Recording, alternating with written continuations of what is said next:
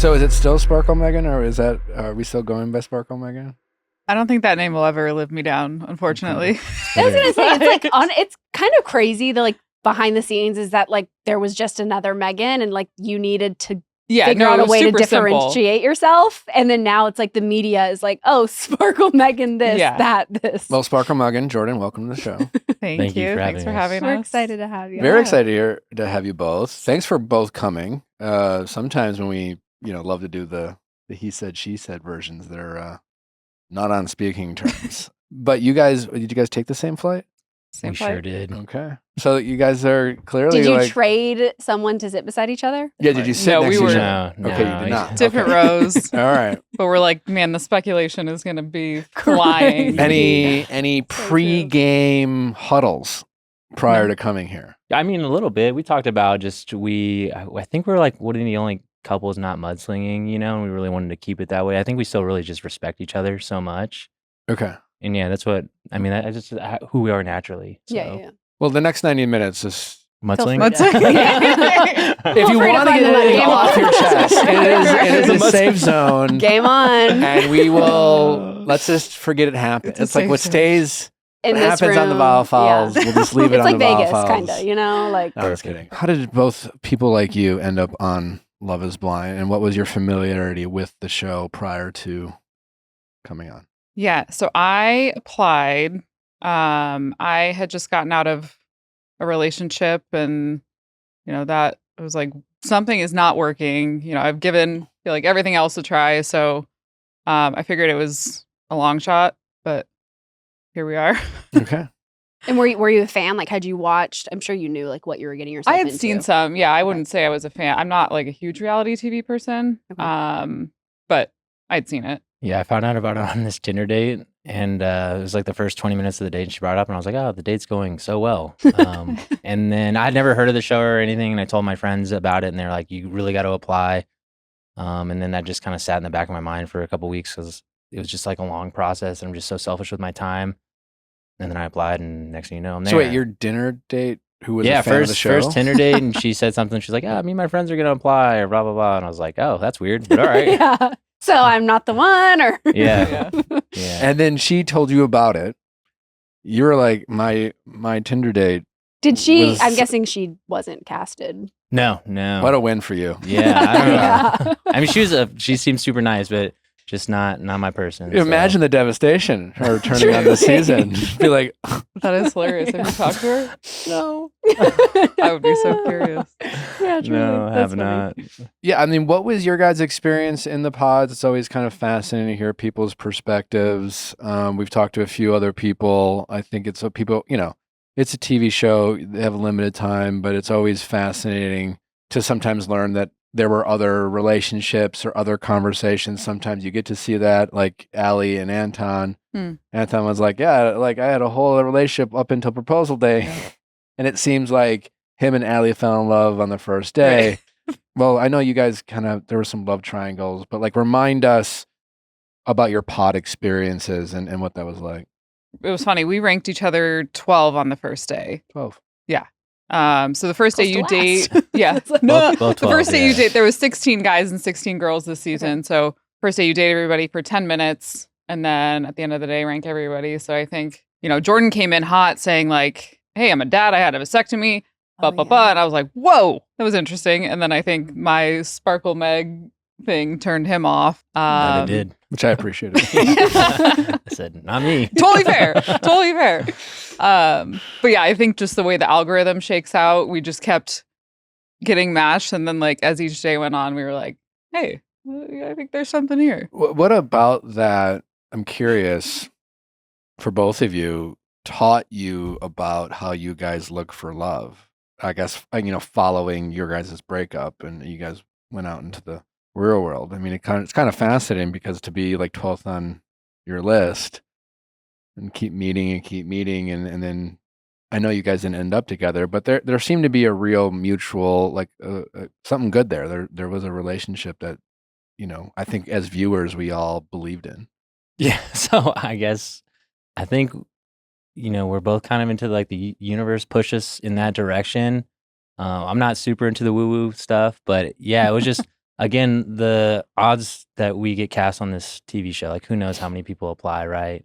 And then the fact that there's 16 people, 16 guys, 16 girls, and then the fact that you just like we fell so hard in love with each other, it just kept just getting like more and more, like statistically impossible. It taught me certainly, and so we would get pep talks every day from Chris, the creator, and he, encouraging us to like not choose what we've always gone for and to get outside of our comfort zone. And like, I think for me, especially that hit hard because I was like, the Mikes of the world, that was who I had always dated. Mm-hmm. And so every pep talk that we got from Chris, it like really resonated. And I think especially as Jordan and I continue to see each other and date, I was like, man, this is the kind of guy that I probably never have gone for in the real world, but like, this is the guy you marry. Yeah, I guess that's kind of what I meant. Because outside of the pods, did either of you, when you started dating again, did either of you lean into being open to trying something that didn't instantly, Yeah, I think since we both ranked each other number 12, I think the fact that we had a second date just still blows my mind because they use some form of algorithm, I guess, that they match organ donors with. I forget what it's called, but it's like very. I forgot that tidbit. Yeah, very like scientific and intentional. Hopefully that's not a production secret, but yeah, so it was crazy that again, we're number 12 and I think we're so different but so similar in the same facet that we just kept on going. And I felt like, Megan, you talked a lot about your dad and kind of like Luca and your dad and kind of how you felt like maybe he put Jordan in your life for a reason. Do you feel like that is kind of like what pushed you to choose Jordan in the end? I would say it was a piece of it. I think there's a lot of commentary online that people are like, oh my God, all they talk about is diabetes. And like, that was played up a little bit. Like I for sure, like it was a consideration for me. And like, I'm probably bigger into the woo-woo things than Jordan is, but just similarly, like another sign from the universe that I was paying attention to for sure. Well, I mean, it's also clearly a huge part of your life, Jordan. And Yes. then you went through something so traumatic with your father that like, why wouldn't you talk about it, Yeah. And it's not your fault they edited it the way they did, Yeah. But yeah, was there anything in the pods that like we didn't get to see? I think a lot of people, speaking of edits and how they choose to like lean into a storyline, and it can be, reality TV is really great at just like hammering in a narrative. And there's just like, yeah, well, like there was this really cool moment. Maybe, listen, what you got, what meant something to you, maybe the producer's just like, I don't know, that's kind of boring or whatever. But like, are there moments, whether it's on your individual journeys or as a couple, we didn't get to see that you wish the audience would have been able to? I don't know. I think they did a good job putting like the main focus points on our story. But I mean, also it was so long ago, it's a whole nother life they filmed. I don't know if Netflix will ever wait that long from production to releasing it again. How long was it? A year and a half? It was like a year and a half. Wow. So there's just a lot of I don't remembers February going on. 24. I feel like that's like what's so hard about the reunion is that everyone is like trying to put themselves back in that. And I think we saw it a lot with KB and Edmund of like him just being like, I don't remember that way. And it's like, that's valid. It was a year and a half ago. And like, I'm sure so much has gone on. Did you feel like anyone was performing at the reunion? No comment. I'm not. I love all my castmates. I don't want to. Everyone's uniquely themselves, and I appreciate that. Okay. So. I mean, I felt like there was a little bit of a pile on Casey. Was my personal sure. opinion. I know. Do you feel like you're probably the closest with her out of all the other I girls? don't know if I'm the closest, but yeah, I mean, I think it was a little unfair that she was getting so much hate. And like, truthfully, I think that some girls ganged up on her a little bit.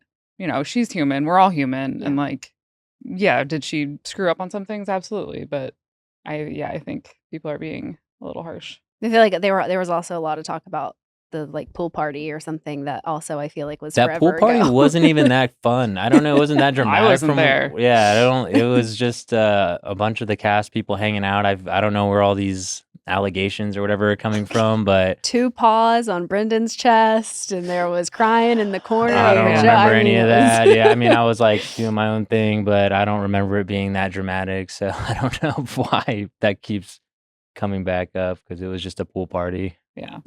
So what is it like? I mean, first of all, the reveal. We had a chance not too long ago to go see the pods and Oh, you did? got the Yeah. tour, and we We stood in the reveal. The reveal area. Oh what my a God. trippy Crazy. place. But yeah, I mean, I'm curious, your guys' expectations. Did you have an idea in your head of what the other person looked like? How do you do that? Like, how do you? So Jordan, I mean, I felt like we were pretty good the whole time about keeping like talk about physical appearance out of it. But I think tattoos was like the only question that I specifically asked that was like a physical marker. And he even said, I've got a couple small And was that ones. because did Mike say something about his tattoos, or did you just have like a random? I'm trying to think remember. after the fact, he did like throw something in there, but like I wouldn't have known Gotcha. it was Okay. connected to Jordan. Okay. But he would throw, just in like normal conversation, he would throw some like funny things in there, like, oh, I'm 5'7", I'm a skinny skater kid. Oh And yeah, I would just fit. You wanted I to- was you wanted really, to throw I was it. really trying to get her Yeah. to lean into the whole experiment. yeah. And so I was like, I think going into the reveal, I literally prepared myself. I was like, he's going to be a total gremlin. Like, You were preparing yourself for ugly. Worse. Yeah. for the worst. Well, because like I can't hide my feelings. Yep. And so I was just like, all right, like, I don't know. And so I think I was like very pleasantly surprised. And like when you're standing in front of that reveal door, there's like a tiny little sliver because you're backlit by all these lights. And there's this tiny little sliver that I could like see his shadow through. And I was like, okay, You he's can see a tall. silhouette. He's got hair, like a big head of hair. Yeah. They're gonna change that next season. yeah, the like lighting for completely sure. blackout. And they make you stand there for like 5 minutes or something. yeah, and they're like, Oh, to get all on the the lights are shots. on, the lights are off, and you're like, Jesus, just Show put 'em me on already. How much time are you actually spending talking before they pull you guys away again? 20 minutes. I think it was a super weird time. It was like 17 or something. It was like a very, I don't know how they calculated this amount of time, but it was like 17 or 18 or 19. Crazy. Yeah. But it was like an odd number to go through that with. But I think like ours was cool. The other couples, I feel like you can sense like the awkwardness and the tension. But with us, like he had pictures of Luca and like, I don't know, like I was expecting it to be a lot weirder than it was, but it just felt. Yeah, no, it was so natural because you just spend so much time in the pods having like the most intimate conversations. Like I don't think people realize how much time you spend together. Yeah. Which was also why I was so comfortable introducing my son to the whole thing, just because like I feel like Megan knows me more than you know me better than most people on this planet, right? And it's probably vice versa. But again, it's so intentional with like the guided questions, and you're dating in the morning. And sometimes I don't know, like I think there was one date we spent 8 hours or something in the pods, It was a lot. and you're just like having these deep conversations. You're laughing, you're crying. Was there a certain question that like, I know you're in a relationship. Are you in a relationship, Jordan? No. You're not. Is there a question that you would take from the Love is Blind process into like a dating environment? Maybe not like a particular question, but like the strategy of just being hyper intentional, Yeah. like I really like how they had the guided questions and, no one told you what to do. Sometimes you could just freestyle, and then sometimes there might be like a dip in conversation, and you could just open your little notebook and, have 8 hours to talk about something. So it was very cool how they do it. They truly wanted to work out. And so we know, Megan, you were between Mike, Jordan, and Blake was like your three that we saw. Mhm. Who else were you talking to, Jordan? So I think it was just Casey up until the last few days. Oh, okay. Yeah, so Yeah. there was a moment where, because all us girls, I think same with you guys, like we kept pretty quiet in the lounge. And so like, I don't know, I think I've seen other seasons to know, like, don't show your cards. Right. But there was a moment where Casey and I kind of put two and two together, and I thought we were in a love square with like me, her, Mike, and Yikes. Jordan. Oh, yeah. And I was Okay. like, oh man, This because is she rough. said something about Luca like pretty far into the process, and I was like, oh, this Wow. sucks. So what stopped you from, because you were like planning on friend zoning Jordan for Yeah. a minute. What stopped you? Like, what was the thing that made you reconsider that? And There was one date specifically that, and I think I even walked out of that, and it was shown like it totally changed for me. And I think just like, I don't know, we just started to really click, and it was easy and it was fun. And yeah, I think it was easy. It was fun. And then I think like concurrently, the opposite was happening with Mike. He was starting to show some sides of him that I was like, red flag, red Mhm. flag, red flag. And so, yeah, there was a day pretty far in where you give each other gifts, and they intentionally have you bring two. So if you're like down to 2 connections, each one of them gets one. What were your gifts? Oh man, it was like my favorite things. Yeah, it was like a travel guide type thing with like a Polaroid camera, which got stolen out of my car. Fuck you, whoever did that. It was stolen out of your car? Yeah, someone stole it out of my car. They also stole canned chicken out of there. So I was like, you know what? You probably need that camera. You have it. And you're going to take some photos. Yeah, so I remember specifically that day. That day I was like, do not give Mike any of my gifts. Jordan gets all the gifts. Like, do you remember what he gave you? Yeah. He gave me a locket with, it was like a cute little heart locket. But then it was funny. I was like, well, what do you want me to put in here? And he was like, I don't know. You can put a picture of my parents. I'm like, what? Okay. Sounds like something I would say. You're like, I'm just giving you ideas. You can take any if you want. You guys have mentioned a few times even here that you're like the opposite of each other's type in the pods. You know, we'll get into the whole like money dynamic. That was a big part of your guys' storyline. But that aside, I mean, what do you guys mean? Because honestly, when I was like, you seem when to we're have watching such you guys, I don't see that. That's what I'm saying. I think it was the lifestyle. But if you put us into the same room, like, or you put us in the pods, I mean, we're talking all day long, and I think we're laughing the same jokes. It's just, the lifestyle. So it does drive me nuts when you say that. No, and I don't mean that like. I think I talked about this like during when we were together. It's like, I don't think we would ever be in the same. I feel like we would have, we would never even cross paths in real life. Yeah, but that doesn't make us different. I know. That doesn't make us different. True. I don't know if you saw or not, but there were some things that came out about Mike. Yeah, I'm just curious if you had seen any of those and if like that. Because I know you went on a date with him after filming, right? Yeah. I would say, again, like dates are very generous. Coffee. You had coffee. Not even. Like I was out with 2 of my friends that are couples and he came and joined us. So like, okay, not sure what that is. Yeah, a group hang. Yeah. And then 1 I would classify as a date, but erroneous. What was the question? Did you see those and what was your reaction? Were you shocked? Were you like, I can see it? Yes, I did see the comments. I don't know. I mean, again, like I feel like people, when you're kind of put in the public space, are quick to say anything. So I don't know. And then were you in the room when Nick came in and Brendan was like kind of crying over Annie and Nick came in? No, so I think that's when we just got engaged and I was like, wow, this is sick. I'm going to get super drunk. So I got super drunk. And the next thing you know, I was out of there. I don't know what happened. Or is that when Joe got hammered? I mean, which day of the week? Was Joe not hammered? Okay. That's my dog. But yeah, I don't remember. Yeah, they took me to some like tent to sit there by myself. And I was just like, this is, I wish I wasn't drunk right now. But I was just celebrating. And I think me being drunk and silly was not what they wanted to see in regards to the drama happening in the lounge. So they did say our cast was like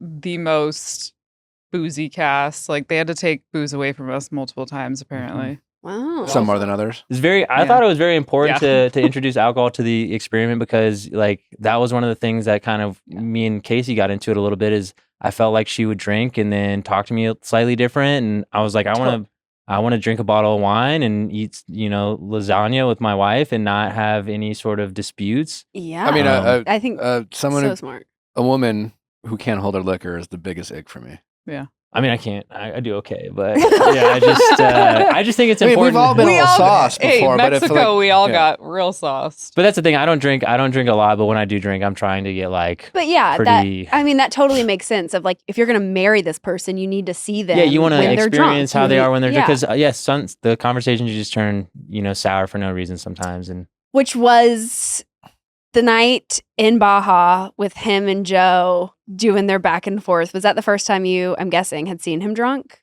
Super drunk, probably. Yeah. I mean, that was the second day we were together in person, I think. Yeah. But that was also the first time she's seen me joke around with my boys like that. And I apologize. That was super left field. I'm sure that was culture shock to the max. And they edited a lot. I was saying some wildly inappropriate stuff. So they shout out to the editors. Yeah, the editors. I want to be open, honest, and transparent. Like I've been working blue collar my entire life. So it's just making the worst jokes, the most inappropriate jokes to make, your boys in the field laugh. So she was just getting the taste of that. And okay, so when you watched it back, you weren't like, damn, Joe's kind of being mean to me. No, not really. I have thick skin. The guys in the blue collar field, like, yeah, they are mean to you. So Joe was just being, he was teasing me a little bit. But remind me what you do again for work. So I was working, I like oversee maintenance contracts essentially. So for like a logistical equipment, it's like semi trucks, trailers, box trucks, and things of that nature. So yeah, I just had this huge maintenance department, and I would just get things fixed when they broke and get yelled at. You're not doing that anymore? I mean, I currently do, just for a different company. So. Okay. And Luca, how old is he? 6.5. 6.5. And what is your relationship like with his mom? Super good. Yeah, really yeah. good. We have like a blended family. Luca has, I don't want to call her like a half sister, but he has a sister with, Luca's stepdad, and we're very, I wouldn't say we're like overly close, but I think we're closer than most people in our situation. Not a weird close. What was that process like, telling his mom that you were going on Love Is Blind? Yeah, so I was just super honest that I was going to apply, and she was like, all right, cool. And then the next day, I literally applied and had a casting person hit me up the next day, and I think we were both like, you're going to go on. But she was just very concerned that I was going to get villainized due to my like tattoos and stuff like that. So she was... Jokes on her. Yeah, jokes on her. Really good with love. He's the angel child. Yeah, no.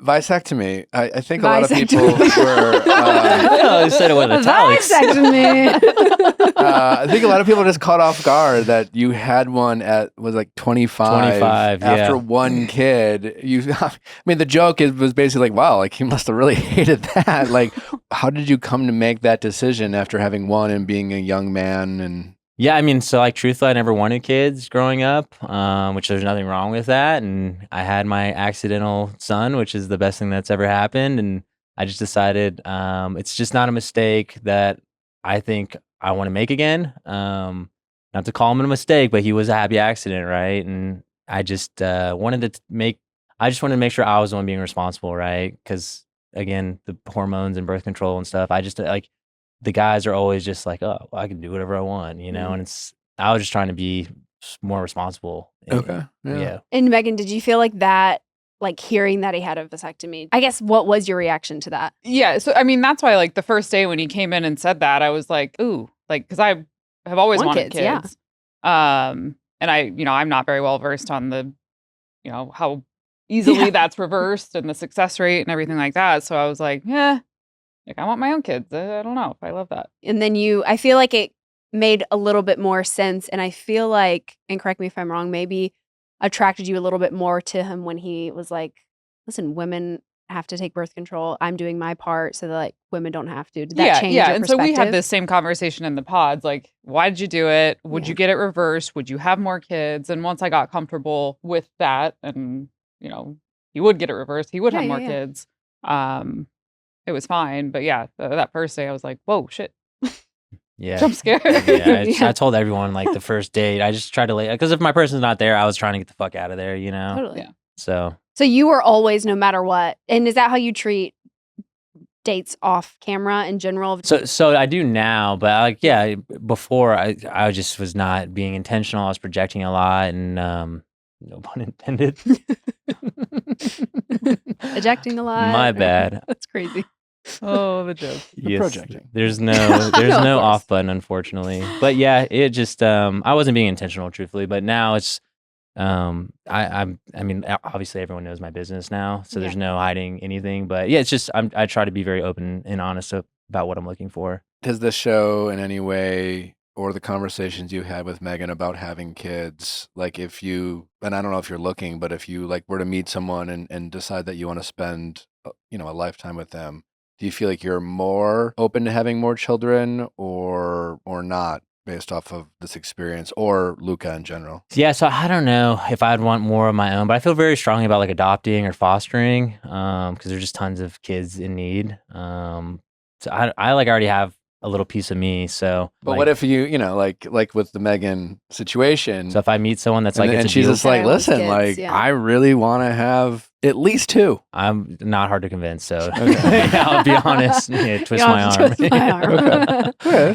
So it's not your thing, but you're not like a. So I would love to have another kid. It's just, again, like I don't want to have a kid out of like selfishness. I want it to be obviously like a collective agreement.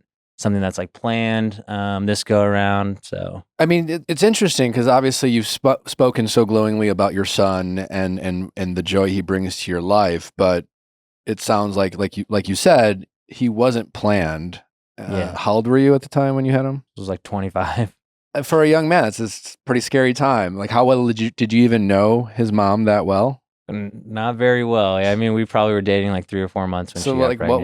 what was that like? I mean, that must have been a fairly nerve-wracking experience. You know, I guess you'd think that, but I was so fortunate in my career. Like, I skipped college. I just went straight into, I was a mechanic for a long time and was just making really good money. I've just always been like kind of a penny pincher.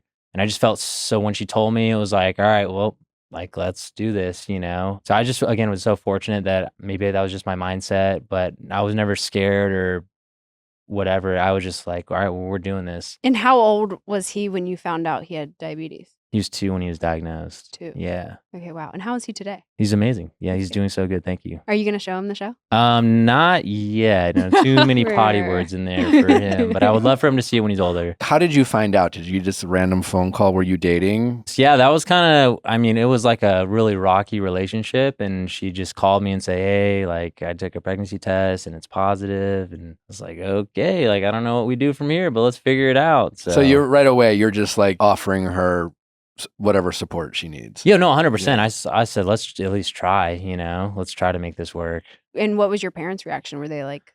My parents are very conservative people, and they were like, you need to get married to her. And I said, I'm okay. I said, I'm good.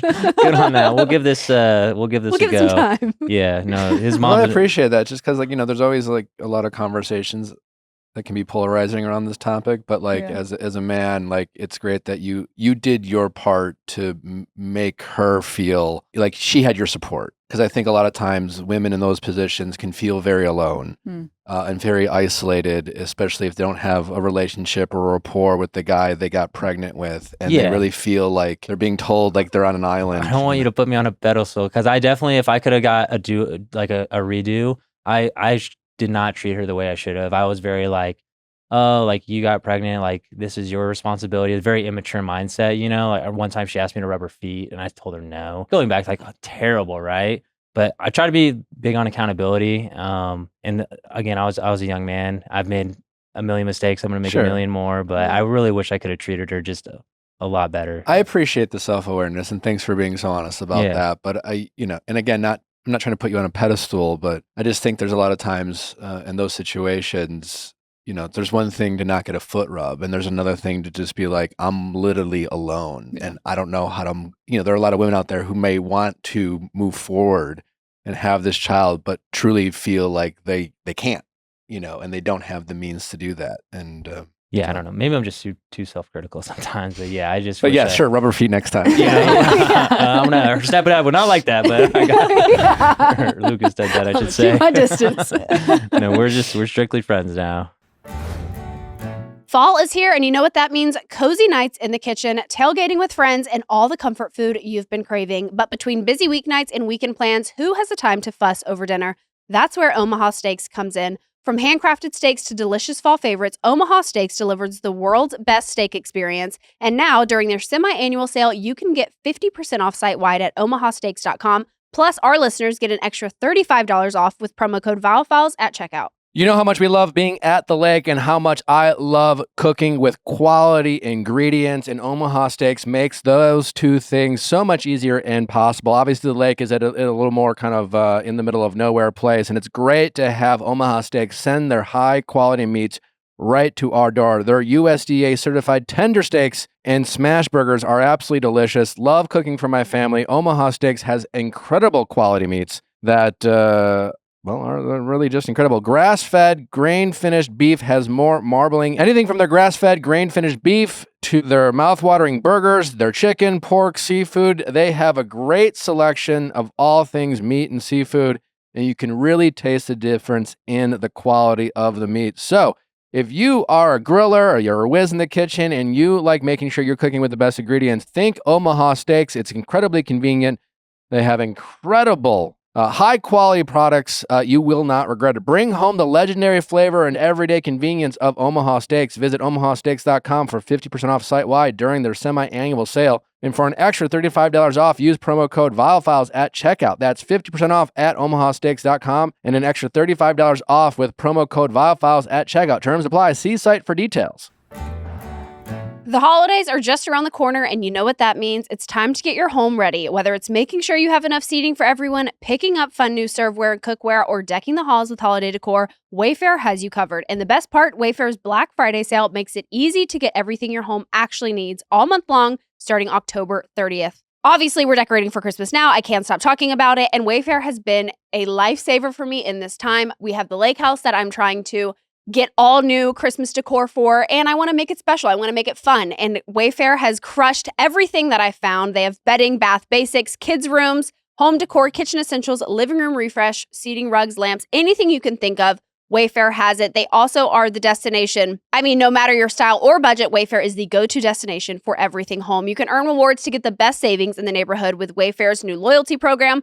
5% back on every item across Wayfair's family of brands, free shipping, members-only sales, and more. Wayfair makes it easy with fast and free shipping, even on the big stuff. They'll help you set it up. Don't miss out on early Black Friday deals. Head to wayfair.com now to shop Wayfair's Black Friday deals for up to 70% off. That's WAYFAIR.com.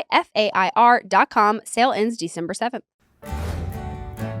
What is it like when you guys go from the pods? I think the weirdest part, and I think a lot of people's favorite part of Love is Blind is that vacation or whatever you want to call it, where you're immediately thrusted in to living together. And there's like, there's nerves. There's probably a lot of sexual tension. It's like, should we fuck? I don't know. Is it weird if we do? Like, I don't like what, how did you guys transition from having this incredible amount of rapport through the pods and these conversations where you open up in ways you've never opened up before, but simultaneously feeling like, I just met you yesterday. Yeah.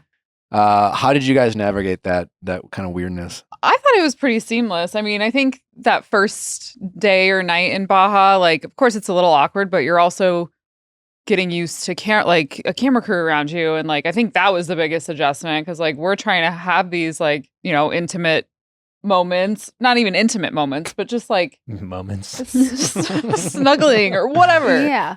And there's a camera. And like, so I think that was probably the biggest adjustment. We were trying to outsmart them one time. We're like, oh, let's just say we're getting in the pool. So they take the mics off of us. And then the fucking whole boom comes out. We were just like, if we take our mics off, then what are they going to do? Well, they're going to get the audio guy with the boom. Yeah. No, but I didn't think it, like, I thought it was pretty. No, yeah, I think it was very, like, natural and organic. Yeah, just like she said, seamless for sure. And I know that y'all are prompted to have the, like, sex conversation in the pods. So I guess going into your, what are we calling it? Baja? Vacation? Baja, yeah. Honeymoon? No, okay. Going into Baja, like, were y'all on the same page of like, hey, we're going to sleep in the same bed? Or she asked me in the pause, she's like, are we going to consummate? Consummate? Isn't that what you said? Consummate? Consummate, whatever. But I said, I don't even know what that word means. She said, are we going to have sex? And I was like, yeah. I said, if you're down, please. I've been like, yeah, around whatever, how many dudes just the whole time, no phone, no radio, no just. Did y'all become like friends with the cameraman or mic guys? Because you're just like, hey, Todd, or like whoever. Yeah, because you got a crew. So especially when we were in Denver, we had like an assigned crew. We got pretty close to them. Yeah. I suppose it's not too much different than meeting someone long distance and having a lot of conversations on the phone. I mean, you would know what they look like. Right. Yeah. Yeah. No, it wasn't weird for me. I think just the time frame. Yeah, the time frame's pretty accelerated. How long is it in total again? It's like we're in the pods for 10 days. And then Baja's a week, and then real life is 4 weeks. 4.5 weeks. It's crazy. Yeah. So obviously back to your guys' main storyline, the lifestyles, let's just call it. I guess first of all, what kind of car do you drive? Why is this such a big deal? Because you guys made it a big deal. No, it wasn't. I swear. They definitely clipped it to be a big deal. Yeah, I think I asked that. And like, it was like our inside joke, and they turned it into something where we would just like say it to make it laugh. Or I knew it would be like, it would tickle her a little bit. They that really was definitely like an editing. They spun that hard. Mary, someone on our team, was like, it's a Cybertruck for sure. Oh God, no, they didn't even have Cybertrucks at that time. That's how long ago this thing was. It's not even that cool. I don't even know why it's. I think it was just one of those things, like, in my mind, I was like, I just don't even want to say, because despite what's being shown and what people are talking about, like, oh, she just talks about money all the time. I'm like, I thought I was going into it being very conscious about, like, if anything, I want to, like, hold that close to my chest. And yeah, the way they spun it obviously was not the case. If you would have just said the kind of car, it just would have blown over True. so quick. Yeah, it was like the mystery. It's a Range Rover. Okay. It's like the mystery behind. Yeah, I think I guessed Range Rover. Yeah, not a big deal. But it was a fun game for everyone to try to figure out. Yeah, no, 100%. That's what it was to us. It was literally just a game, nothing more. I wasn't trying to, figure out how much money she had. It was never truly about the money. I don't think I didn't find out about like the money until we were in Mexico, I think. Money. And when you say money, like, are we rich or like? Are we rich? We is crazy. I've done well. I mean, I'm not like, billionaire rich, but Oh, wow. That leaves one, just one level under. No, I mean, I'm very I'm proud of what I've done. It's certainly not like can't work the rest of my life rich, but and you're self-made. Yeah. Pretty incredible. Which is, there's a lot of funny commentary too, like, oh, her dad died and she took over his business. I'm like, my dad was not like, he had his own marketing thing, but like, one, never did marketing. Two, never took over that business. Like, what did you do? How'd you make your millions? Oil and gas. Yeah. There's money in oil and gas. Comedy. Sure. Everyone needs it. How does one get into oil and gas?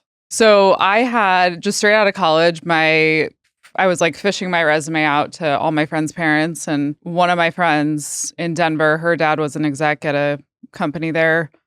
So he got me in as an admin. And then I just worked my way up. And like 2 years into being at the first company, I got recruited over to a startup. So I had equity in the company, which that was the game changer. Because like, truthfully, I mean, my salary was never anything sizable. So the startup got bought out.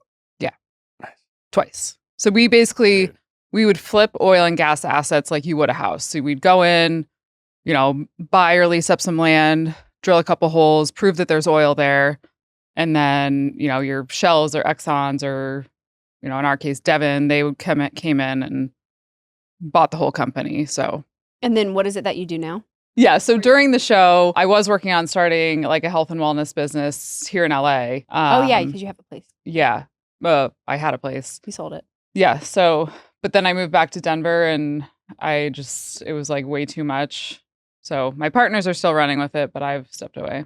And do you think you'll find yourself back in it at some point, or are you like fully removed? Yeah. I thought it was I was fascinated with your guys' relationship. Obviously, as individuals, it was easy to root for you both. And as a couple, it was nice to root for. But like, I am curious just because like, I think there's a lot of conversations around how your relationship was portrayed. As a woman, you were independently successful millionaire. But like, again, I don't know what's true or what narratives were pushed, but as a viewer and as a fan, like, I appreciate you guys opening up, but it almost seemed like you talked a lot about your money in a way that might make Jordan feel a certain way. And it was almost if you talked about her money in a way that would make her feel a certain type of way. Like you almost, I'm as a viewer and as a fan, I'm thinking like, why can't they work past this? Like, why are both of them making it such a big deal or a point of insecurity? Does that make sense? For me, I don't think it was like the money thing, like, and that's where even like you saying as a viewer, that's how it came off. And I think that's where I'm getting a little frustrated. I think it was just more the lifestyle things in general, but I know it's kind of like convoluted then because like having money, it's allowed me to have the lifestyle that I live. So I never thought it was about the money, right? I think we talked about money a couple of times, and then we were talking to prenup attorneys and stuff. So everyone knew exactly how much money everyone had. Yeah. But I think for me and for Megan, it came out to like time. Like I just didn't have the time that she needed. Nothing wrong with that. Totally fine.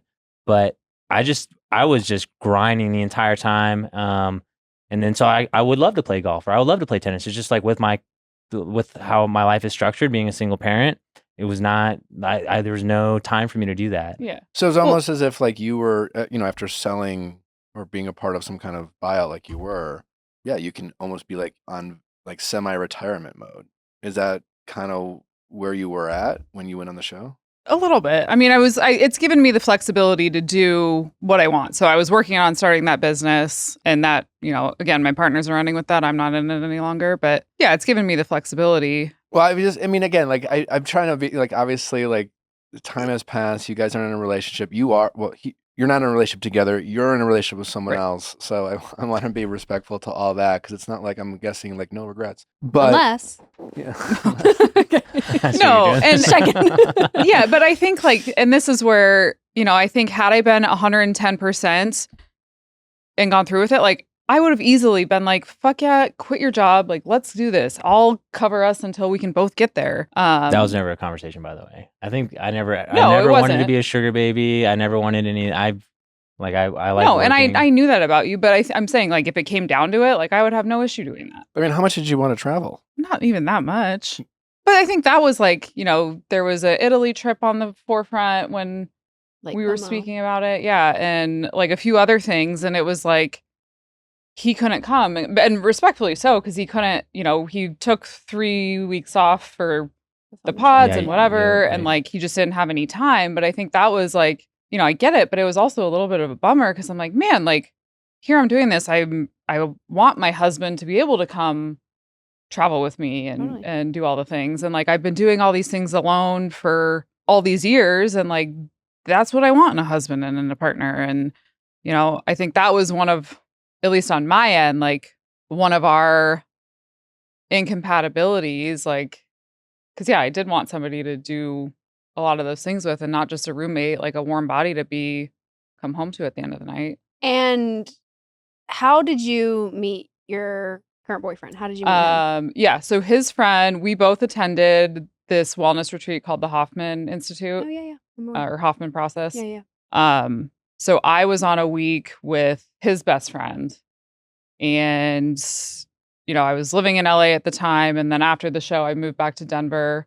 So I moved back to Denver June of 24, so it was like 2 months after we wrapped.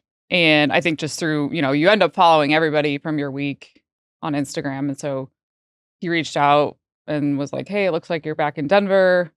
Can't remember if you're single or married or whatever, but if you're single, I'd love to introduce you to my best friend. I was like, sure.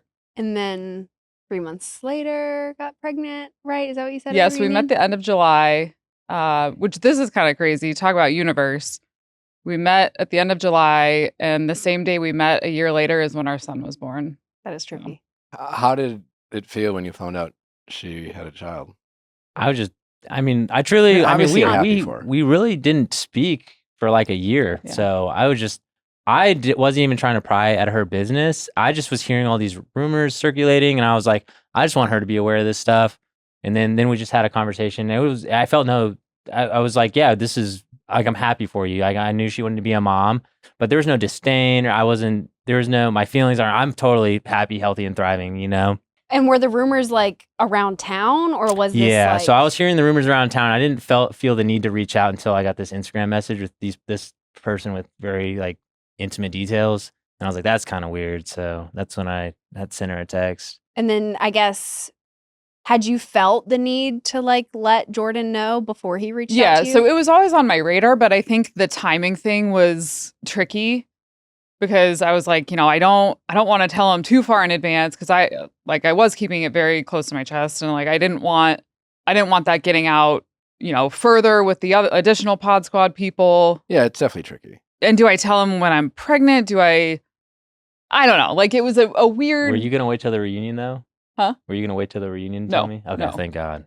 That would No, but even like production, they were like, because I was adamant, like I want to tell him before. Of course, they're like, no, wait. Yeah. Oh my God, that would have been bad for everybody, I think. Yeah, no way. And he and I have always been very, like, we did have one time on filming where, like, I kind of blindsided him with a conversation. And ever since then, we both have been very, like, hey, let's not do that again. But yeah, so I was always going to tell him, but the timing thing was hard because, like, I mean, even, like, I was a little superstitious, like, I had a good pregnancy, but even the birth, I'm like, God forbid anything happens and like this baby doesn't come safely or, whatever. I think there was just a lot of weird stuff. So first and foremost was getting baby here healthy. And then, that was 2 months probably 2 months before this was airing. When you found out you were having a boy, did Jordan, Luca ever cross your mind? I don't know if I would. I don't know. No. New question. And how did your current boyfriend? Does he have a name? Paul. Okay. Yeah. How did Paul feel about you being like, hey, there's this person I have to call to like let him know about this? Yeah. No, I mean I've been very transparent with him from the start, and he's been super supportive of everything, and he was actually the one encouraging me, like, hey, have you told Jordan? Have you told Jordan? When are you telling Jordan? And I'm like, I'm again trying to figure out when is the right time. Yeah. So if anything, Paul was the one kind of pushing me to like do it sooner. What did you think Megan's reasons were for ending the relationship? I just think it was the time. Like, I think she just needed me to be more available, and that wasn't possible at that current stage of life. And again, nothing wrong with that. I think me and Megan talk a lot, and it's like she had to make the hard decision to end things. But in turn, that was the right decision for my family. In the long run, and same for her. So there are no right or wrong answers in this. What I definitely didn't want her to do is to say yes and then not actually want to get married, and then we drag my son through a divorce a year later. I would have much rather, what actually happened than for her to go through with a marriage she wasn't. Were you planning on saying yes? Yeah, I'm a chronic underthinker. She checks my boxes. So I think that's like the duality of man. And I'm the opposite. Yeah, I overthink everything. I was like, she checks my boxes. Like, I'm there. Yeah. But I think like Jordan, and this is even the term, like when we throw around lifestyle, I think that's getting a little convoluted to me. Like, I think it wasn't lifestyle. Like, I think it's literally was just time. Cause at that time I was just so buried in work, and then fatherhood. And then, these crazy, like the filming schedule is just insane. So I just like wasn't myself. I was just kind of just doing my own thing out of like survival mode, essentially. Do you think in a way, maybe both of your maybe stubbornness is the word, I don't know, of not finding compromise on that topic was almost like not a projection, but like your kind of inner voice maybe saying, this is great, but maybe this isn't my person? Because I say that because I feel like it's like maybe he doesn't go to Italy, or maybe like you're busy right now, but if this is your person, you figure it out. And I think that's where that got hard for me, because like Jordan said, during filming it, like on camera, I feel like sometimes producers have even had to like push us like, hey, you guys need to talk a little bit more. And then when we had a day off camera that like he was very quiet, then I was like, oh man, like she's not my normal self, right? Yes, and this is where I think it's again like circumstance, because Jordan's telling me like that's not who I am. That's not, because I was worried like, oh shit, I'm about to marry this guy in 10 days, and like we can't even have a day alone where we're having fun and laughing, and it doesn't always need to be conversation, but at least like shoot the shit a little, especially with Jordan, who is so funny, and like I just saw this different side of him. I was down bad though. Yeah, and he was saying like I think I was a little harsh on him for not giving him the benefit of the doubt, but it's like you're about to get married in 10 days, and like, do I trust his word that like this is not who he is, or like, because his actions are showing a little bit differently, and like that's the trippiest part about this show is kind of nuanced moments in a relationship, like that scene where you were down bad and you were kind of like, hey, like, why don't we talk about our days? We were talking about on the show. Like we had a moment like that when Nally moved across the country in with me, where I don't know, like sometimes a lot of times as guys, I'm a bit introverted too, 100%. where I'm just like, Well, I don't know if you've ever worked a job you hate, but like the last thing I want to do after a long day of getting my teeth kicked in is talk about it. I think guys kind of decompress on the car ride home, and then I don't want to open that can of worms until or even a job you love. It's like, I just want to just sit in silence. Yeah. All right. And I get that. But I think it was like she had probably had no idea what I did, period. I just never talked about it at the zero. I just was like, yeah, I fixed shit. She's like, what does that even mean? You're like, I can't talk about it. Is he a drug dealer? Yeah, it was, my last job was not fun. And I've been in that, at the oil and gas company, I was in that 9 to 5 grind, and I was the same. Like, I would want to come home and like during the week please. You said 9 to 5 grind. I was. That's not a grind, but I'm sorry. Okay, well, I was in that life where I would come home and like, to your point, I wouldn't want to, but like when we have a whole day together, and we did all the things. We went to get our nails done. We went out to lunch. We went to Topgolf, and it was like parts of it for me were awkward. And I'm like, this isn't how I should be feeling 10 days before I'm about to marry this person. And sure, like, we are still fresh in the relationship, but like that was the first like, yikes. Yeah. Does it feel like this whole, like the 10 days in the pod, week in whatever hotel, and then 3 weeks in your city, does it almost feel like a simulated year of a relationship where like the pods of the honeymoon phase, because you're the meeting in the pods and not seeing them, like you're just always on, have a singular focus, you have no distraction. It's just easy to be chatty for 8 hours because like you can't see this person, and then all of a sudden like you go on the vacation, and now you're living with each other in your hometown for 3 weeks, to your point where it's just like, what the fuck do we have left to talk about? We talked in the pods for like, I don't fuck. And does it almost, is there a come down in that regard where you're just like, there's a lot of like, you're not the person I met in the pods. Yeah. Well, and I think it's hard too, because like part of me too, like I felt like, Jordan was able to give me all of himself in the pods. And then when we got into real life, that's not the case.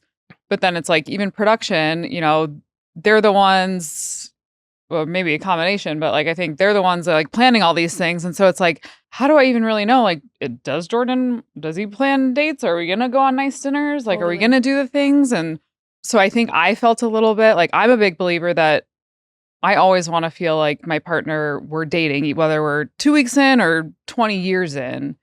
And I still want to be courted and, romanticized a little bit. And I was having a hard time knowing if that was the case. It's valid. It's valid. What made you decide to end it before going to the altar? I mean, I think obvious reasons. What you don't see, I think our breakup, like on camera, kind of came out a little out of the blue. I mean, I know we had the closet conversation. Well, it was like the week before you're supposed to get married. It's supposed to be like a black week. You're not really supposed to see each other. But I think they knew, like everyone was like, because I think one day she was in, and then I would kind of be like, well, you weren't in yesterday, so now I'm not in. And then we were kind of flippy floppy. So we waited till like the last second to call it off. But we had committed not to leave each other at the altar because my son was going to be there. And we were just like, and we had many conversations that week leading up to it. Like, and we don't mean to disappoint the viewers, but like this was real. This is our real lives, like our real feelings. And again, like stability is very important for Luca and Megan and our whole family. So we just didn't want to like not to let everyone down, but we didn't want to be on stage. And we had conversations too. Like, man, do we do that? Like, keep Luca at home, but go up there and we both mutually say no or whatever. But ultimately, like, Did you have to fight for your ability to honor that agreement that you had? Yes and no. I mean, I think. Because at the end of the day, there's still a TV show. Yeah, it's just like, I think everyone understands. There's a lot of times people are like, I'm not going to do that. And then, there are people who are like very good at convincing you to people change your producers. Mind. Yeah. We love our production team. No, they were amazing. And I think like it was a very unique situation with Luca. And I think they were very respectful of that. Yep. It's good to hear. I mean, like, a lot of times you don't hear that. Yeah. No, because it's unprecedented that, especially in Love is Blind. So I think. Love is Blind history. They were very supportive and like totally understood. How has being a mom changed your perspective on, I guess, life? Yeah, I mean, I think it's taught me how to be a lot more selfless and just like it's no longer about me. Are you taking less vacations? I mean, he's still so fresh. Like he's still so little. He can go anywhere. He came out to LA with us for the reunion, which was fun. And then we have a few trips coming up here. So yeah, we're excited. You guys were only dating for like 3 months before you? Yeah. And what was that experience like? How did you guys navigate that? Yeah, so Paul and I, like, it was kind of one of those things when you know. And so, like, pretty immediately, and especially so fresh off the Love is Blind thing, like, having all those questions in your arsenal, and, like, I wasn't fucking around anymore. Like, if somebody wasn't my person, I was like, all right, if you can't answer these or be emotionally available, or we're not aligned in X, Y, and Z, move on. Because I do want to be married. And yeah, so Paul and I met, and we had talked about kids, and I had multiple doctors in the past tell me that I would have a hard time getting pregnant naturally. And so I think we were just a little more carefree. Reckless? Fluid? Reckless. Wait, did he give you the what the fuck? Yeah, you said Wait, this. I thought you told me. You got me.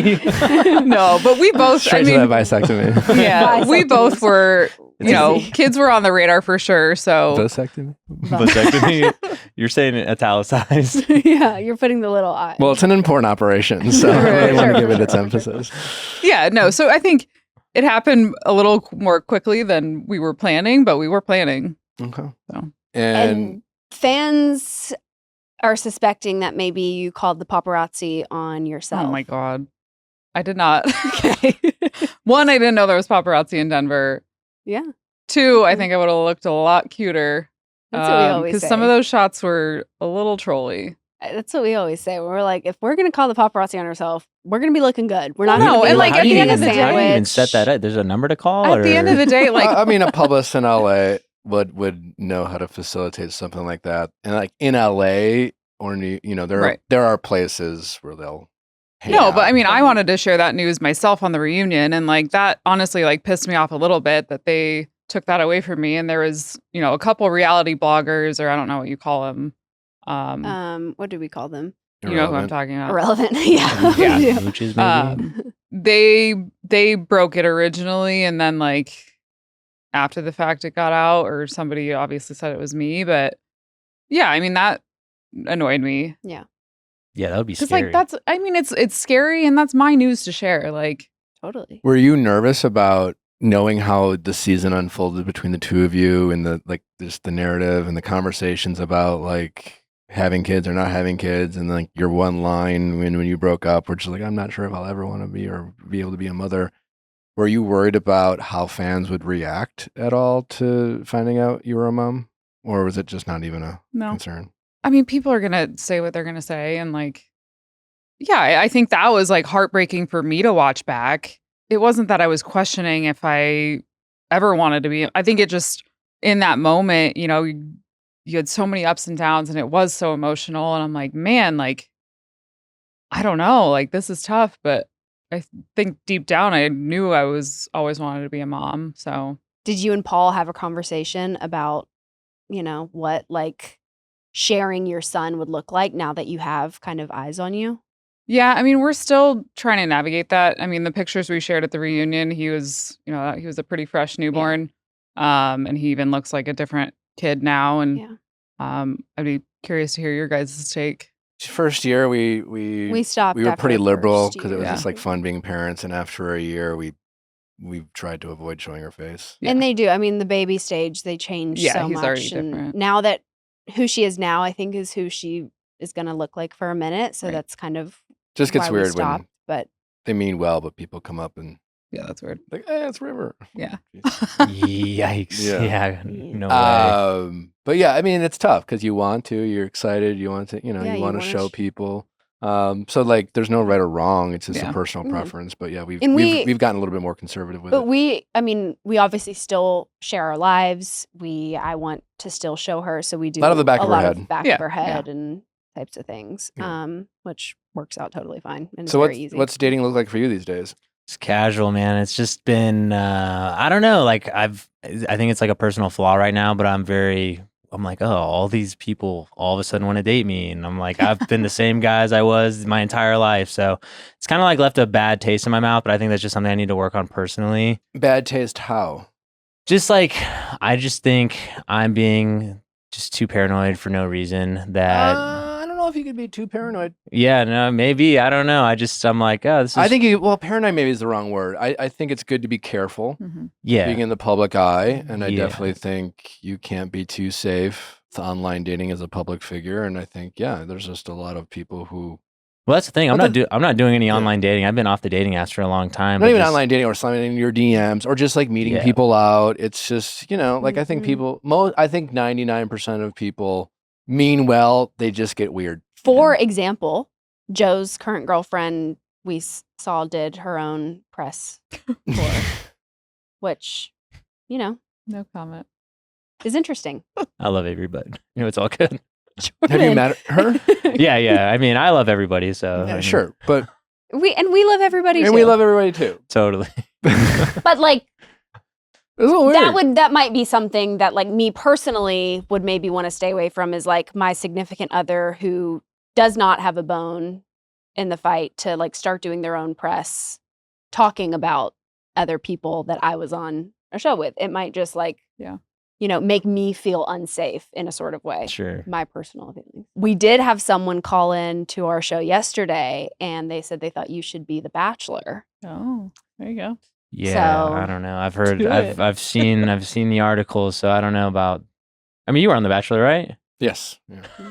Yeah. But I told her to slide into your DMs, so maybe, I don't know. Well, I don't read the DMs, so it's not a good place to slide. I mean, interestingly enough, like, listen, like you are in a unique position as someone who is a father, who has no immediate plans to have more children.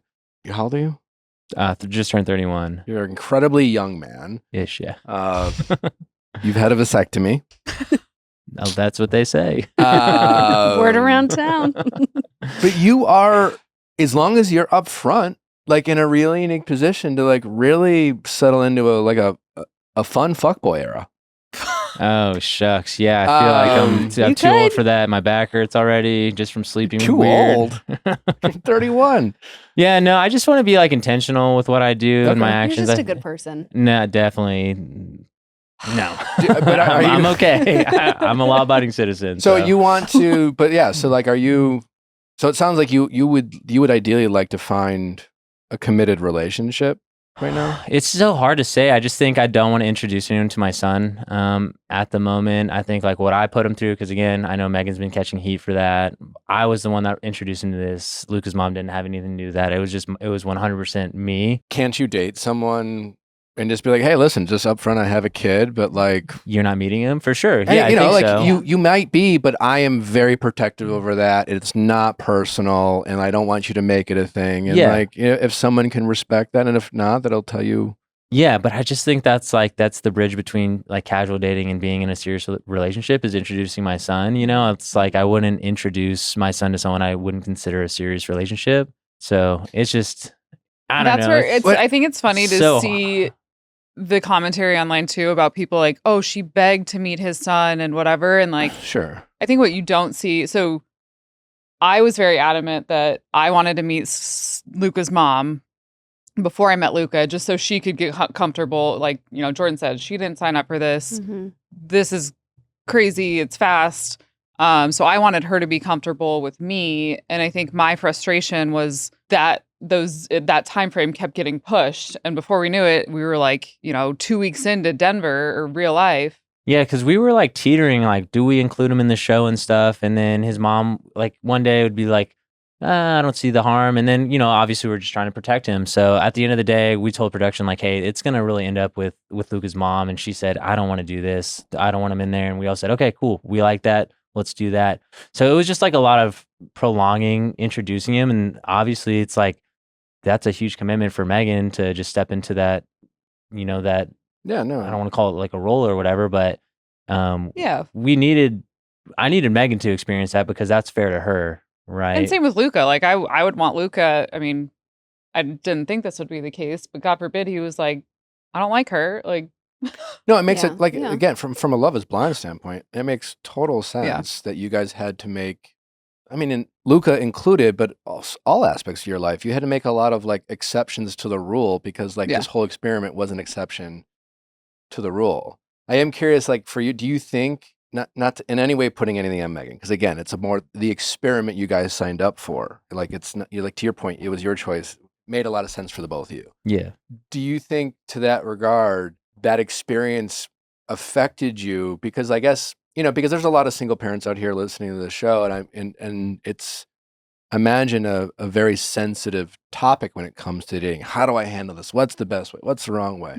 And you referenced on the show, just like, I think that what worried you the most or bothered you is just how impressionable, Luca is. Like if you're dating though, let's say like you're just dating, you meet someone, you're casual, you're like, hey, I'm just very cautious about my son, but you feel like it's going somewhere, you like this person. Couldn't they just meet this person as like a friend without you putting any like? See, I just like to be super transparent with my son. That's just how I lead. I feel like that'd be like a white lie. I wouldn't want to. Okay. Because I mean, and then you're just breaking down that wall. Then you're just opening the door to, hey, here's my other friend. She's not my friend anymore. Here's my new friend. And I just don't want to do that. And it's just, I'm just overly protective and I want to stay that way. Now That's interesting. Okay. Comments that Mike made about Luca. Yeah. I know you've said you've forgiven him or whatever. How did you forgive him? I guess Can you remind me what those were? He basically said like, so it's a common misconception in the diabetic like community, like if you're not exposed to it a lot, that people aren't aware that there's two types of diabetes. So a lot of the time people are like, oh, your kid has diabetes, you should feed them healthier. You fed him too much sugar and you made him. Exactly. Okay. It's like obviously his pancreas just took a shit due to genetics, not anything anyone did. He just got the car or the hand he didn't deserve. So you imply that you were just like going to Dairy Queen every day for pretty much. And I guess me being a mom, I feel like I am anyone who says anything about my kid, I'm like, again, I wish he could have told me that earlier, just so we could have processed it a little, like had a little more time to process it. But I just got completely blindsided. We were doing press in LA and I had 3 back-to-back reporters be like, well, what do you think about Mike's comments? I was like, what comments? I've been hanging out with him for like a year. He texted me and he was like, did Mike say anything? And I like, because everyone thought we pre-screened the show. So I was like, what comments are you guys talking about? And no one would tell me and it was driving me fucking crazy. Yeah.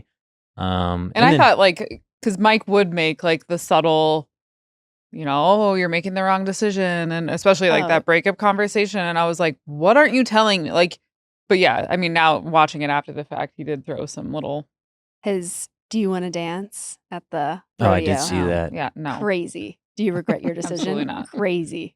Too crazy. Yeah, he's got to believe in himself, Yeah, nothing wrong with believing in yourself. Yeah, so. But I guess what was that conversation like with you and Mike to finally get to a point where you were like, yeah, so he literally, I think we all stayed up till 1 a.m. or woke up super early as soon as the pod episodes dropped. And I think we all were just watching it at the exact same time. And as soon as that comment came, he texted me and said, hey man, I totally misspoke. I was literally like, brother, I forgive you. I get it. That was a long time ago. Everyone was kind of in this like emotionally weird place, maybe not acting like themselves 100%. Trying to be funny or something. Yeah, exactly. It was just like, hey, I totally understand. Then again, he made it known that he was going to learn the differences. He held himself accountable, right? He made this donation to Life for a Child, which is my favorite charity I've ever worked with. So again, he held himself accountable, and there's just like, what's the point of holding that over his head? There is no point. Yeah. He knows the difference now, so that's a win in my book. Almost every American has some sort of relationship with soda from their childhood. Olipop is a new kind of soda that combines the classic soda taste with the benefits of functional ingredient blends to support digestive health. Olipop is reimagining soda with high fiber and 2 to 5 grams of sugar per can. Olipop's latest collection, the Paramount Pictures, introduces the pineapple-iest soda from Bikini Bottom. The Pineapple Paradise, a first-of-its-kind limited edition Olipop flavor inspired by SpongeBob's iconic pineapple home. The new limited-time flavor comes in 5 collectible SpongeBob can designs hidden inside 4 packs. Each pack is like a treasure hunt. You never know which design you'll get. Collect them all and unlock sweet rewards at drinkolipop.com/SpongeBob. Got a can right here. They're fun cans, very nicely decorated. It's got some juicy pineapple sweetness with a splash of mandarin, a pure liquid joy, just like SpongeBob himself. Yummy. You can taste pineapple and it's delicious. It's now available at Walmart, Target, Whole Foods, Kroger, Publix, Amazon, and more. The SpongeBob movie, Search for SquarePants, opens December 19th, only in theaters. Olipop is reimagining soda of all kind. I grew up drinking Coke all the time, so when I tried Olipop's vintage cola, I was shocked. So was Natalie. It tastes just like the real thing, but it's actually good for you. It's the perfect mix of nostalgia and wellness. Olipop is so much lower in sugar than conventional sodas, with only 2 to 5 grams of sugar from natural sources and no added sugar. We love that. Get $2 off a 4-pack of Olipop. Works on any flavor of 4-pack, including SpongeBob. Any retailer. Drinkolipop.com/VIALL. Olipop is sold online. Go to drinkolipop.com or Amazon, and available at almost 50,000 retailers nationwide, including Costco, Walmart, Target, Publix, Whole Foods, Kroger, and H-E-B. Well, it's time to talk about one of our absolute favorite products as parents, the Nanit, helping people stay more connected than ever before with their kids. Nanit is the #1 most awarded smart baby monitor trusted by parents and experts. It's the baby monitor parents can't stop talking about.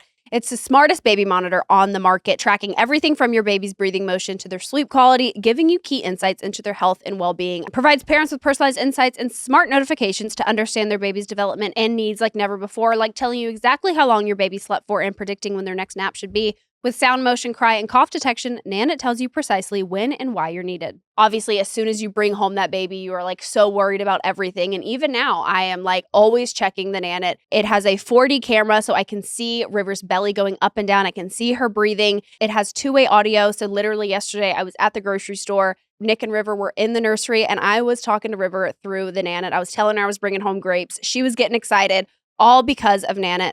It's designed to grow with your family from newborn through toddler years. It isn't one of those products you add to your registry and only use for the first few months or a year. On average, parents use Nanit for 4+ years. Especially all you traveling parents out there that always have to spend a night or two away from home, the Nanit really makes you feel connected. I often, the few times I'm away from Natalie and River, will listen to River sleeping during the night. It's always a great way to feel close to your family and stay connected. Nanit is truly the one baby item we can't live without. Right now, Nanit is offering 25% off just for our listeners. Get 25% off your first order with code BABY25. Go to nanit.com and use code BABY25 to save. That's NANIT.com and code BABY25. Are you friends with Nick? No, not really. It kind of seemed like there was an overall vibe. I think Joe even kind of said something. You all to the hated him. effect of, yeah. So I don't hate anyone. He loves everybody. He loves I everybody. mean, me and Nick talk on the side. Nick does his own thing. He's in his own lane. And then I guess maybe our lifestyles don't align. Oh, you're using my phrase. So Your no, time I with love Nick. all my castmates. I love, yeah. Okay. Not to drill you about your dating life, but No, you're good. Because it's interesting. Like, you're in this very unique point in your life, honestly. I mean, I don't know why you guys signed up for this show. I think a lot of fans, having been in your guys' position before, will almost shame you into feeling guilty about taking advantage of the very incredible benefits that come with going on the show and becoming a public figure for a period of time. And it often, for most people, fades pretty quickly, but like, it's a cool fucking thing. And you can do you can have cool experiences and you can have cool opportunities. And, it started on The Bachelor with like, are you here for the right reasons? But it's carried over to all reality TV love competition shows where you're not allowed to like have fun and benefit from this. And quite honestly, if you come out of this as a single person, it can, minus the fuck, being a fuckboy, whatever. But like you can have a chance to meet people and which can be challenging and kind of confusing and a little, you get paranoid, but like, what does that look like? What does this person in your mind look like? Like, how could you meet someone where you would feel safe and excited about, who she is and what that, and what that would give you, like, this could be worth it, thinking about how I might introduce this person into Luca's life and things like that. Yeah, I don't know. I mean, I guess I'm not like set on like an appearance. It's more just like I want someone to treat me like I just need someone that's overly patient, someone who's almost like motherly in tone. Yeah, and someone who holds me accountable. I'm assuming you don't want someone to like mother you, right? Yeah, be my mommy. Yeah. Well, I think there's a lot of women out there who feel like they have to sometimes. Yeah, no, I mean, I'm a grown up. I can make my own decisions and I do my own stuff. I guess I spent the whole year and a half processing, what we went through, being like, what do I want coming up? And now that we kind of closed that chapter of our life, and I'm like, I really don't know what I'm looking for. I'm just not looking to be a fuckboy, and not really looking to be the bachelor. When it shows up, you'll know.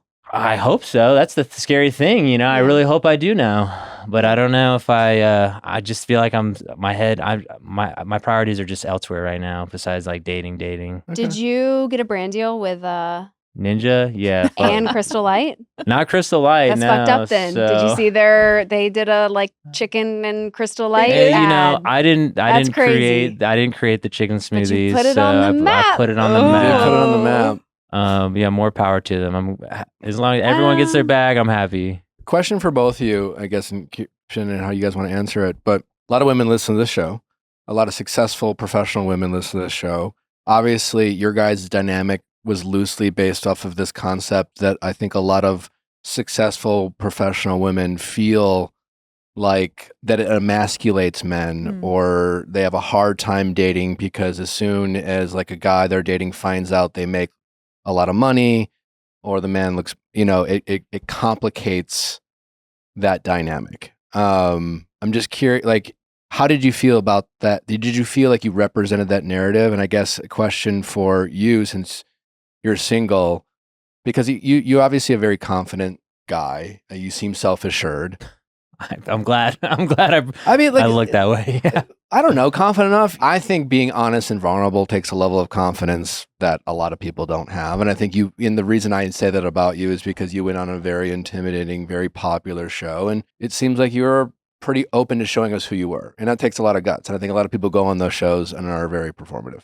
So that's why my opinion is that. Sure. But yeah, do you feel like for the most part, like, yeah, as someone who was portrayed in this relationship with Megan, who made a lot of money, has that made you think about that dynamic at all, and how you would feel about that situation? No, I'm just such a simple guy.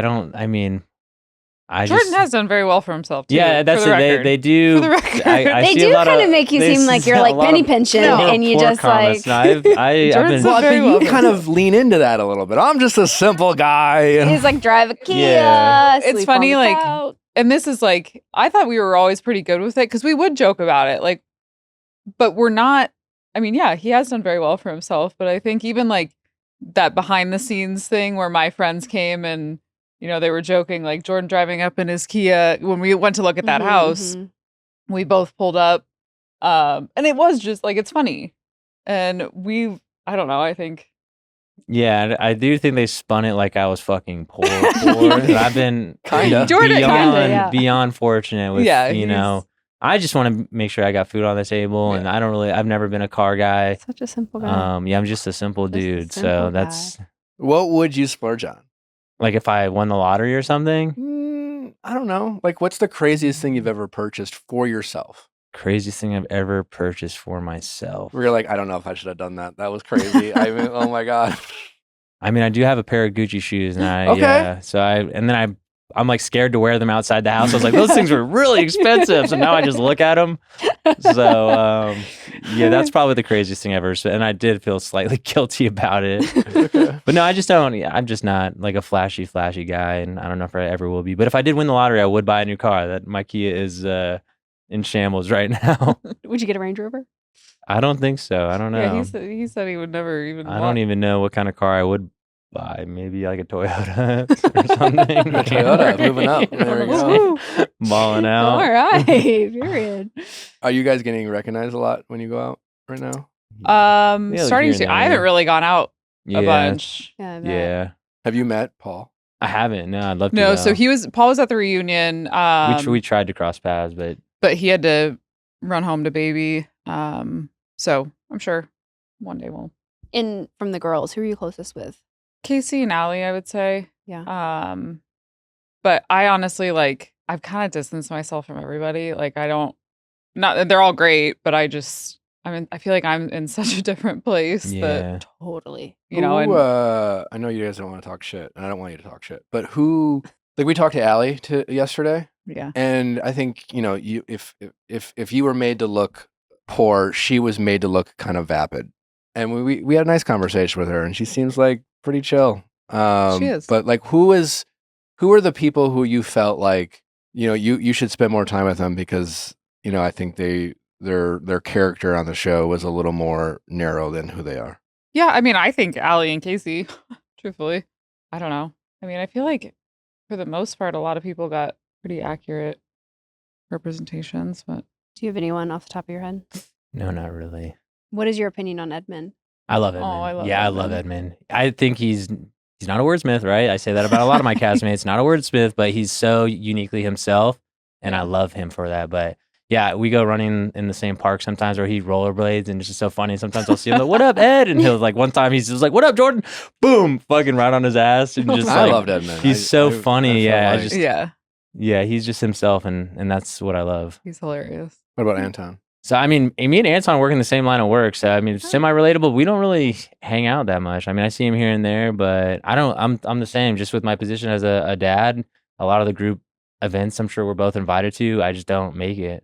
Do they do, like, who plans, like, all the group events? Is it just, I like, don't someone in your It's a great pod question. group that's Yeah, like, hey, let's get everyone together? I never really get invited. Yikes. Nor would I that's go. the biggest difference between between you and Edmund. Anton, sorry.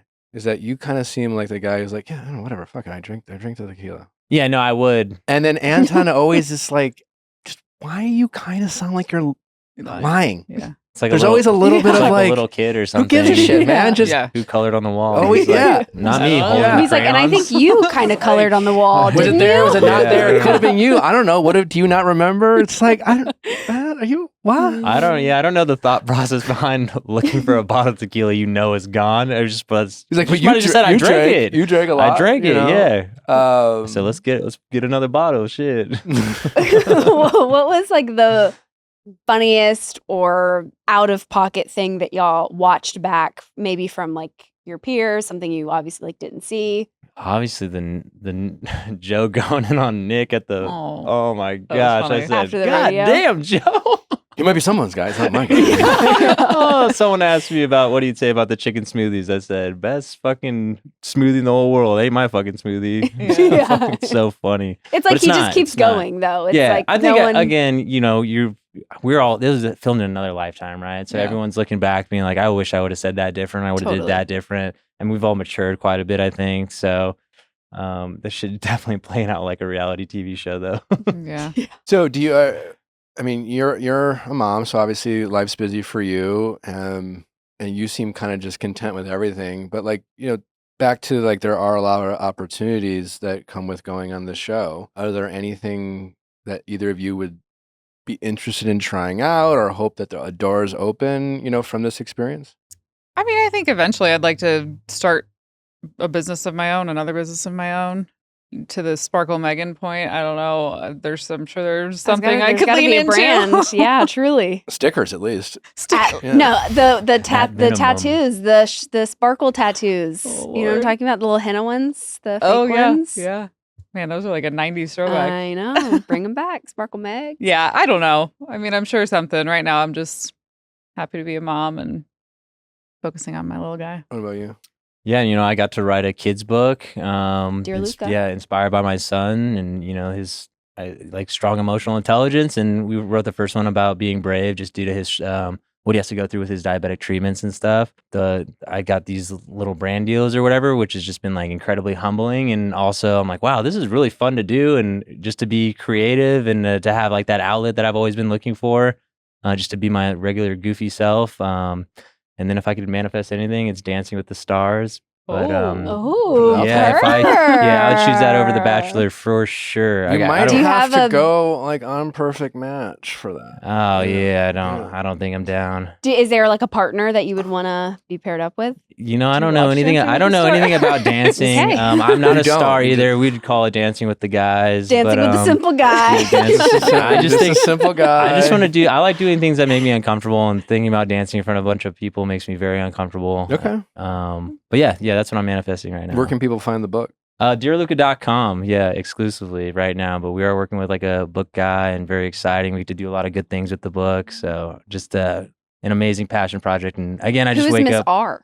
Oh, that's Miss R, my fantastic business partner. So she's been a teacher for like 10 years, and she's just a subject matter expert in social emotional learning, which is kind of just introducing emotions, or talks about emotions as early as possible, so we don't have guys punching holes in drywall anymore. So yeah, we just wanted to do something wholesome. Is that you?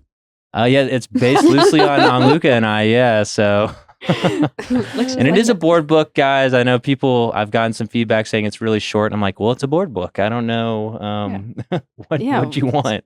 Well, just out of curiosity, because you guys obviously have remained friendly, not that you guys are really in each other's lives, but to your point, none of your peers are operating that way who have been in relationships. And quite honestly, it's more uncommon to be doing what you guys are doing. Sure. Yeah, we like being uncommon though, I think. But like, what do you think as individuals, why were you able to maintain that? Because I think a lot of times there's a hope, let's be cool, but then it only takes like one shot fired, or not even, like a rumor online, and it just gets messy real fast. I mean, I just think a mutual respect. There was like Jordan said, there was a while where we didn't speak, and I was a little hurt by that at first. I reached out to Jordan.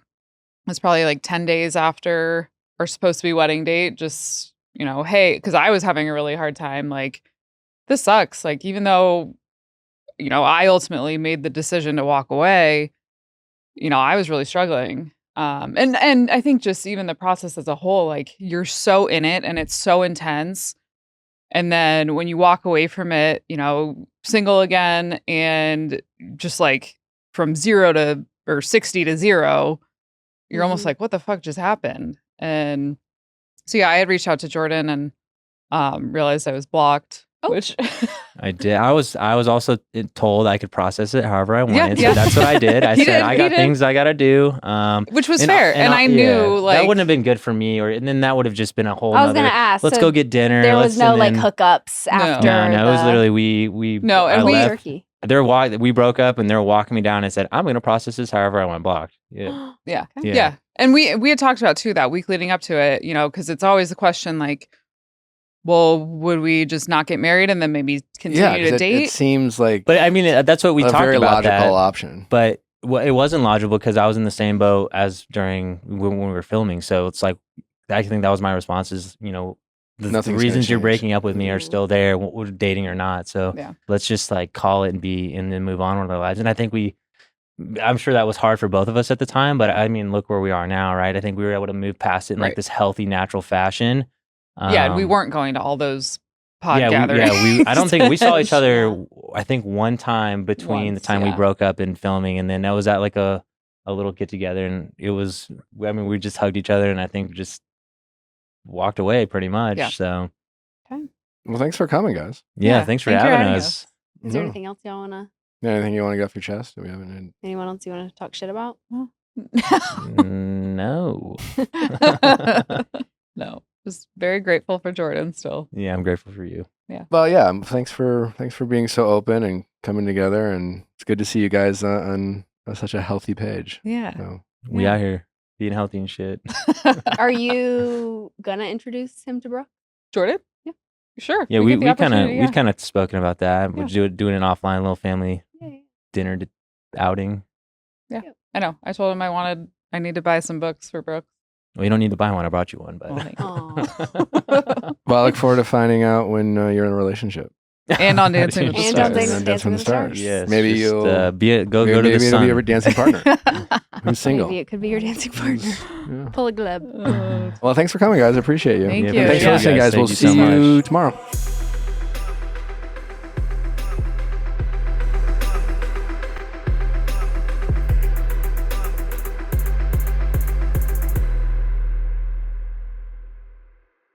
Hey guys, if you loved what you listened to, make sure you hit that subscribe button below. Thanks for listening. We'll see you next time.